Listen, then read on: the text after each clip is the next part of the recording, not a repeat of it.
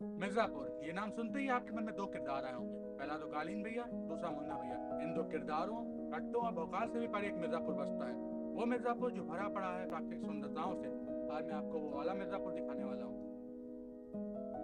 मिर्जापुर में खूबसूरती की तलाश में हम पहुंच गए विंडम फॉल। तो विंडम फॉल पहुंचने के लिए आपको सबसे पहले मिर्जापुर बस स्टेशन जाना है। वहां आपको कोतवा की टिकट कटवानी है, जो कि 22 रुपए इसका प्राइस है। जस्ट अभी हम विंडम फॉल के जो मेन गेट है वहां पे उतरे हैं। यहाँ से जो ओरिजिनली विंडम फॉल्स है वो 1 किलोमीटर दूर है। अगर मैं आपको बताऊं तो शहर मुख्यालय मिर्जापुर से विंडम फॉल की दूरी 14 किलोमीटर है। तो अभी हम पहुंच चुके हैं विंडम फॉल। यहाँ से थोड़ी दूर पे ही विंडम फॉल के सामने बोर्ड लगा है विंडम फॉल का, इस तरफ जाना। मेरे सामने ही है विंडम फॉल, ये देखिए। वैसे तो मेरे सामने विंडम फॉल है, पर एक समस्या जो आजकल हर टूरिस्ट प्लेसेस पे हो रही है वो है ये गंदगी। जो भी यहाँ पे आता है वो गंदगी फैला के ही जाता है।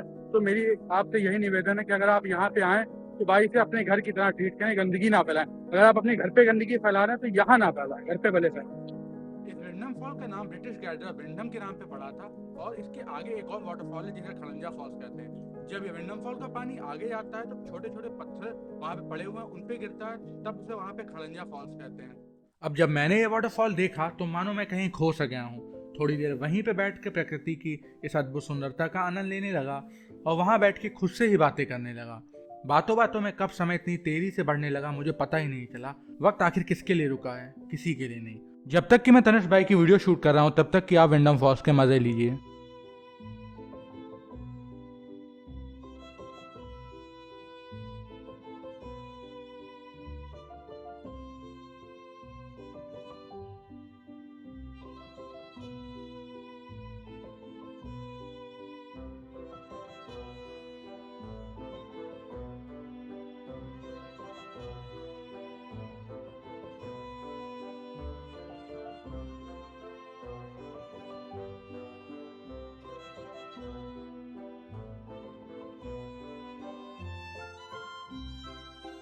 तो फिलहाल मैंने विंडम फॉल्स सही से डिस्कवर कर लिया है। जैसा कि मैंने आपको वीडियो की स्टार्टिंग में बताया था कि बहुत सारे लोग यहाँ पे गंदगी फैला के जाते हैं, जिस कारण से यहाँ बहुत सारी गंदगी है।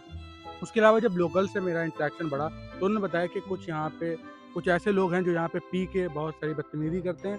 तो जो यहाँ का प्रशासन है, लोकल, ये कहा है कि उनसे बात करके यहाँ पे 2-3 सफाई कर्मी नियुक्त होने चाहिए जो यहाँ सफाई करें। उसके अलावा वॉशरूम वगैरह की फैसिलिटी है जो तोड़ दी गई है उन्हें सही करा जाए, और चेंजिंग रूम टाइप के बनाए जाए अगर पॉसिबल हो, क्योंकि यहाँ बहुत सारे लोग स्नान वगैरह भी करते हैं। तो अगर चेंजिंग रूम बन जाएंगे तो उन लोगों को आराम ही रहेगी।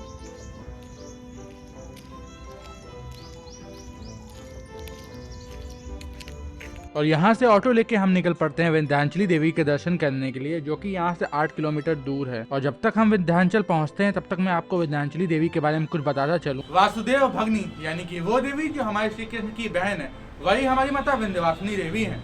जी हाँ, माता विंध्यवासिनी कोई और नहीं बल्कि हमारे श्री कृष्ण की बहन है। जानना चाहते हैं कैसे? तो ये सुनिए। देवकी जी की 8वीं संतान यानी श्री कृष्ण का जब जन्म हुआ तो भगवान विष्णु स्वयं प्रकट होकर उन दोनों को अवगत कराते हैं कि उनका पुत्र कोई आम मानव नहीं बल्कि श्री कृष्ण का ही अवतार है, जिन्होंने इस धरती लोक पे कुछ अति महत्वपूर्ण कार्यों को संपन्न करने के लिए जन्म लिया है। इसीलिए वो वासुदेव को निर्देश देते हैं कि विलम्ब मत करो और मुझे यमुना पार गोकुल पहुँचा दो, जहाँ पर नंद की पत्नी यशोदा ने एक पुत्री को जन्म दिया है, और मुझे वहाँ यशोदा के पास लिटा के उनकी कन्या को यहाँ कारागार में ले आओ। वासुदेव जी निर्देशानुसार यही करते हैं और उस कन्या को यहाँ कारागार ले आते हैं। और इधर कंस को भी पता चल गया था कि देवकी ने अपनी 8वीं संतान को जन्म दिया है, और वह भी कारागार आ जाता है। और वह जैसे ही देवकी की गोद में एक कन्या को देखता है वह बहुत अहंकार से कहता है कि यही है तुम्हारी 8वीं संतान? एक कन्या क्या मेरा वध करेगी? पर उसे तनिक भी अंदाजा नहीं होता है कि ये कन्या स्वयं माँ काली का अवतार है, जिन्होंने महिषासुर का संहार करने के लिए इस पृथ्वी लोक पे जन्म लिया है। और जब वह उस कन्या की हत्या करने के लिए उसे हवा में उछालता है तब वह कन्या माँ काली का रौद्र रूप लेकर कंस को चेतावनी देती है कि तू मुझे क्या मारेगा? मैं चाहूं तो क्षण भर में तेरा वध कर सकती हूँ, लेकिन तुझे मारने वाला मेरा भाई कृष्ण जन्म ले चुका है, जो कि बहुत ही जल्दी तेरा वध करके संसार को तेरे अत्याचारों से मुक्त कराएगा। और इतना कह के माता आकाश में गायब हो जाती हैं, और फिर उसके बाद माता विंध्याचल में स्थित विंध्य पर्वत पे जाके वास करती हैं, जिसको हम विंध्यवासिनी या विंध्याचल धाम के नाम से जानते हैं। जब मैं माता विंध्यवासिनी के दर्शन करने गया था तो ये सारी जानकारियां तो मुझे नहीं पता थी, इसीलिए मैं इस वीडियो में आप सभी को ये जानकारियां दे रहा हूँ, ताकि जब आप माता विंध्यवासिनी के दर्शन करने जाएं तो आप सभी को पता हो कि माता विंध्यवासिनी है कौन। खैर फिलहाल तो हम पहुंच चुके हैं मां विंध्यवासिनी के दरबार के पास, जो कि अभी अंडर कंस्ट्रक्शन है, बिकॉज यहाँ बन रहा है मां विंध्यवासिनी कॉरिडोर। अब मंदिर के पास से ही हम फूल माला ले लेते हैं और मंदिर के अंदर वैसे तो फोटो खींचना मना है, पर मैं इंटरनेट पे ऑलरेडी अवेलेबल फोटो के माध्यम से आप सभी को माता जी के दर्शन कराता हूँ। तो भाई जिस मूवमेंट के लिए हम इतनी देर से लाइन में लगे थे वो आ गया, तो हमने माता विंध्यवासिनी के दर्शन कर लिए थे। एक चीज और है, यहाँ पूरा कॉरिडोर बन रहा है, 24 से 25 तक पूरा बन जाएगा। एक चीज अच्छी है क्योंकि रोड बहुत ज्यादा खराब है, रोड खराब भी सही हो जाएगी, बाकी सब चीजें भी हो जाएंगी।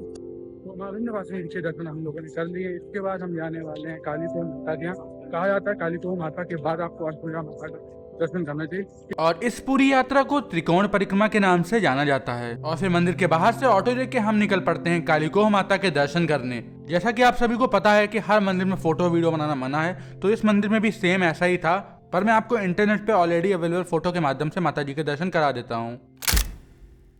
कालिकोह माता के दर्शन करने के बाद हम आगे निकल पड़े अष्टभुजा माता के दर्शन करने। अष्टभुजा माता के दर्शन करने से पहले या तो आप रोपवे करके ऊपर जा सकते हैं या तो आप सीढ़ियों के द्वारा ऊपर जा सकते हैं। लीजिए आप भी माता जी के दर्शन कर लीजिए। अब त्रिकोण परिक्रमा संपन्न करते करते शाम हो चुकी थी, जिस वजह से हम निकल पड़े मिर्जापुर की ओर, जहाँ पे हमने अपना होटल बुक कर रखा था। तो मिर्जापुर क्षेत्र बड़ा पड़ा है प्राकृतिक सुंदरताओं से, पर एक और जगह है जहाँ की बड़ी प्यारी है, वो है पक्का घाट। गंगा मैया का आशीर्वाद हमेशा से मिर्जापुर पे रहा है। यहाँ का घर बहुत ज्यादा सुंदर है। फिलहाल तो मैं खड़ा हूँ गंगा मैया के किनारे। यह है यहाँ का पक्का घाट। मिर्जापुर में घाटों की तो नहीं कमी है, पर यहाँ पे जिस चीज़ की कमी है वो है इंफ्रास्ट्रक्चर और ट्रांसपोर्टेशन। जब मैं पूर्वांचल की तरफ बढ़ा तो मैंने एक चीज़ नोटिस करी, हमारी लखनऊ हमारी तरफ जितने भी जगहें हैं वहाँ संसाधनों की तो कोई कमी नहीं है। यहाँ बहुत सारी प्राकृतिक सुंदरताएं हैं, पर कमी है तो यहाँ के इंफ्रास्ट्रक्चर में। अगर यहाँ पे बढ़िया ट्रांसपोर्टेशन होता तो इतनी दिक्कतें ना होती। अब हमारी बातें तो चलती रहेंगी, तब तक आप एंजॉय करिए पक्का घाट के आर्किटेक्चर को।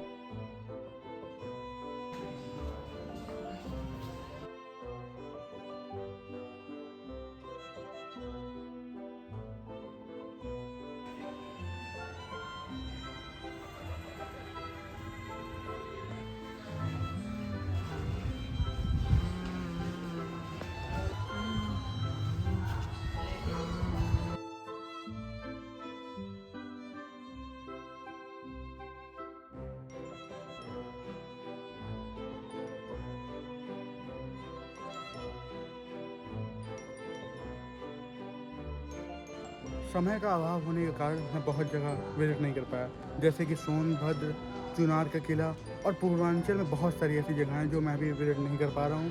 पर मेरा वादा है अगली बार जब आऊँगा तो या तो अपनी बाइक से आऊँगा या तो अपने ट्रांसपोर्ट से आऊँगा, ताकि मैं सोनभद्र सही से कंप्लीट कर लूँ।